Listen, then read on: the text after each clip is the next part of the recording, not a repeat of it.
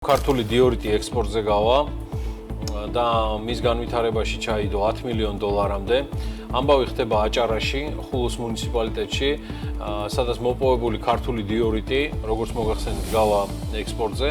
საერთაშორისო ბაზარზე მას Colliers MMS-ი წარადგენს, ვინც არ იცით, დიორიტი ეს არის ძვირფასი, მოსაპირკეთებელი ქვა, სამშენებლო მასალა, რომელიც გამოირჩევა მაღალი მედეგობით, სიმკვრივით და ფოთლის დაბალი რადიაციის მაჩვენებლით. დიორიტის წარმოება საქართველოში კომპანია უჩხო ახორციელებს, საბადო ხულოს მუნიციპალიტეტში მდებარეობს და მის განვითარებაში საკარიერე და გადამამუშავებელი ინფრასტრუქტურის მოწყობაში უკვე 10 მილიონ დოლარამდე ინვესტიცია ჩაიდო. კომპანია უჩხოს მიერ განხორციელებული ინვესტიცია საქართველოს ბუნებრივი ქვების წარმოებაში არის ძალიან მნიშვნელოვანი, მათ წარმატებებს უსურვებთ.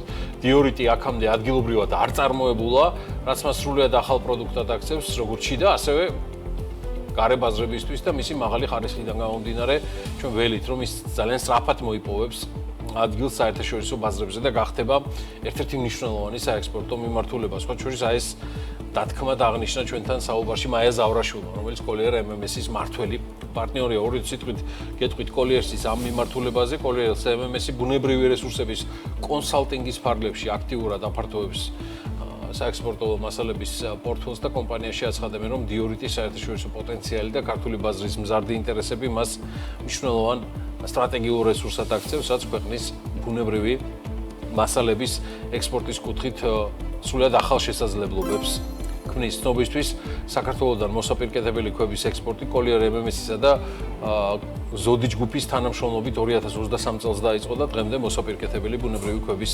სახეობებიდან ექსპორტზე კომერციული მოცულობებით მოსაპირკეთებელი ქვა, ანუ ლაიმსტოუნი გადის, რასაც 2025 წლიდან ქართული დიორიტი შედგება.